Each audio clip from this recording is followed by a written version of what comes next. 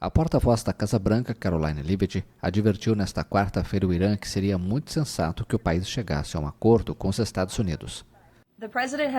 O presidente sempre foi muito claro em relação ao Irã ou a qualquer país do mundo. A diplomacia é sempre sua primeira opção e o Irã seria muito sensato em fechar um acordo com o presidente Trump e com este governo.